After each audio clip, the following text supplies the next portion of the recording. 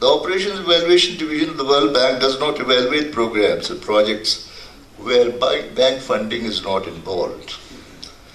They accepted AK of Geneva's request to assess AKRSP because the concept AKRSP was implementing seemed to them to be novel and innovative. The two evaluations of AKRSP convinced the bank of the effectiveness of the approach being followed by AKRSP in poverty reduction. The Vice President of the World Bank, Dr. Miko Nishimoto at that time, was so impressed after her visit to AKRSP that she initiated a program for the sector managers of the World Bank called VIP, which stands for Village Immersion Program, and sent groups of bank staff for a 2-week VIP in different parts of Pakistan and South Asia. At her wish in 1999, I took her to Andhra Pradesh in India, where I was implementing the South Asia Poverty Alleviation Program funded by UNDP New York, being implemented by a very outstanding IAS officer, K. Raju.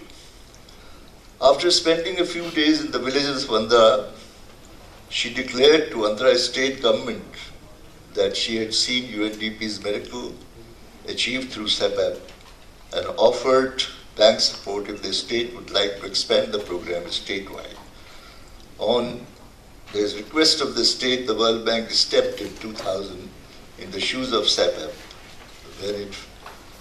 and set up a similar organization called Society for Elimination of Rural Poverty, SERP, and took the 100,000 households organized by SEPAP to 11 million households throughout the length and breadth of Andhra Pradesh.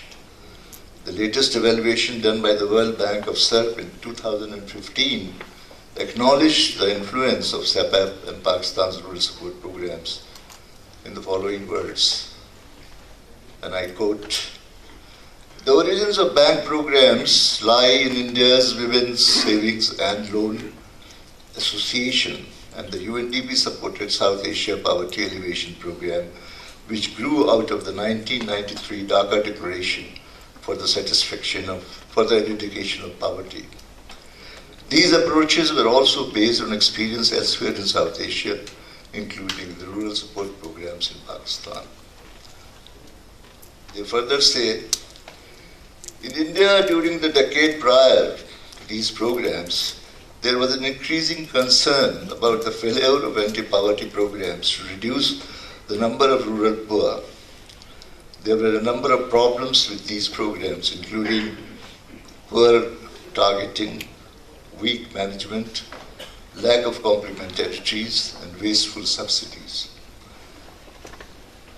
And they concluded, strengthening and building institutions of the poor, including self-help groups and federated groups at the village and mandal level, was needed to establish the platform to support. There were alternative options to women's self-help groups, for example, a program of conditional cash transfer or a stronger government safety net. However, neither would have enhanced women's empowerment and at a scale with potential for sustainability.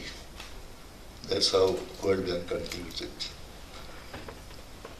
In Pakistan for the last 33 years, with a lot of support from Mr. Pajasis, I was hoping the Andhra miracle to happen in my country.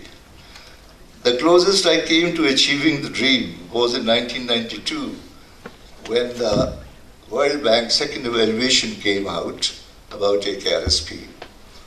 And I was also given the Magsaysay Award by the President of Philippines. I was summoned from Gilgit to Islamabad by the Prime Minister Nawaz Sharif and asked to formulate a countrywide AKRSP replication program with full support of the Finance Minister. Mr. Tajaziz was Finance Minister at that time. A 10 billion rupee program was in principle approved and National Rural Support Program was set up with rupees 500 million endowment, with the assurance of 6 monthly installments of the same amount for next 10 years. Unfortunately, the government changed and the dream remained unfulfilled. However, in 2008, after a presentation to Chief Minister Shoaib Sultan Khan in Sindh, resources for a holistic program in 2 districts of Sindh province, namely Shikarpur and Kashmir Khandkot, were sanctioned through Union Council-based poverty reduction program. On the basis of my experience in India, I submitted to the Chief Minister that the Union plan will only work with women. It took him by surprise, but he did not stop me and allowed me to go ahead. So Sindh is the only province where the Union plan is working only with women. UC plan was given resources for 4 years by the government of Sindh and a maintenance grant thereafter. And I was just wondering what would be the next, when suddenly out of the blue, I got a call that the European Union Development Council wanted to see me. Mr. Brand de Groot asked me if I can arrange for him to meet the officials of the Sindh government, because he had just been to Sindh and he had seen what rural support programs were doing there. We were lucky that even the Chief Minister agreed to see him in the meeting. An offer was made by the councillor to replicate the UC plan and eat in 8 more districts of Sindh only if the government wishes so, and would consider covering the remaining districts in the province under the annual development plan funding. The Chief Minister appreciated the offer and accepted it and within the current financial year, the province of Sindh would have 18 districts out of 24 implementing the CDD programs. The European Union team, which is here, and I can only say that they are piloting the success program. It is for us a dream team. RSPs could not have asked for a more supportive, understanding and committed personnel.